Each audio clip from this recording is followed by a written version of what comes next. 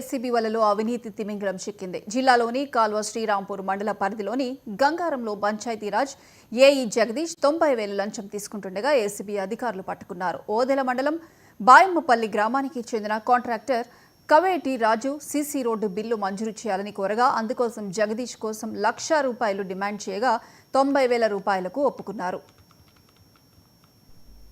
దీంతో బాధితుడు ఏసీబీ అధికారులను ఆశ్రయించారు.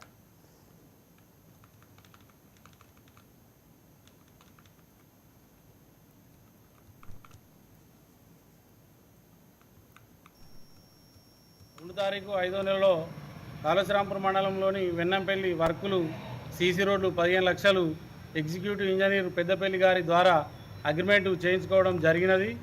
దాని పనులను ఒక వారం రోజులలోనే పూర్తి చేయడం జరిగినది. పూర్తి చేసిన తర్వాత ఇప్పటికీ నేను పూర్తి చేసి సుమారు 2 నెలలు దాటింది.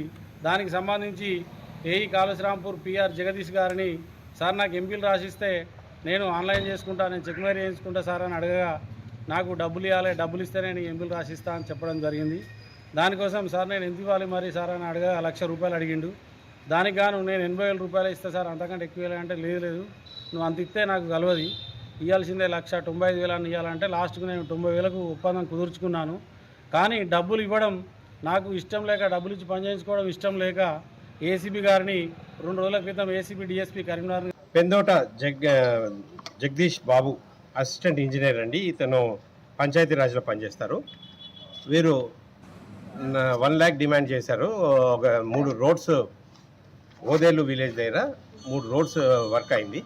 ఆ వర్క్స్కి బుక్స్ చెక్ చేసేసేసి వాటి మెజర్మెంట్స్ తీసుకొని దాని మీద రిపోర్ట్ ఇచ్చి అతనికి బిల్స్ ఇవ్వడానికి కోసము కంప్లైనెంట్ గారికి కంప్లైనెంట్ దగ్గర నుంచి ₹1,00,000 డిమాండ్ చేశారు.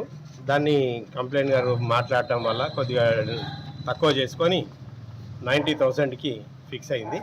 ఈరోజు ₹90,000 క్యాష్ బ్రైబ్ లంచం తీసుకుంటుండగా మేము రెడ్ హ్యాండెడ్గా పట్టుకున్నాము.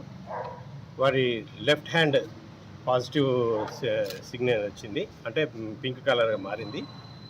అండ్ డాష్ బోర్డ్లో కూడా ఆ పెట్టిన ప్లేస్లో పేపర్స్ అక్కడ తీస్తే అది కూడా డాష్ బోర్డ్ దగ్గర నుంచి కూడా పింక్ కలర్ వచ్చింది. హైదరాబాద్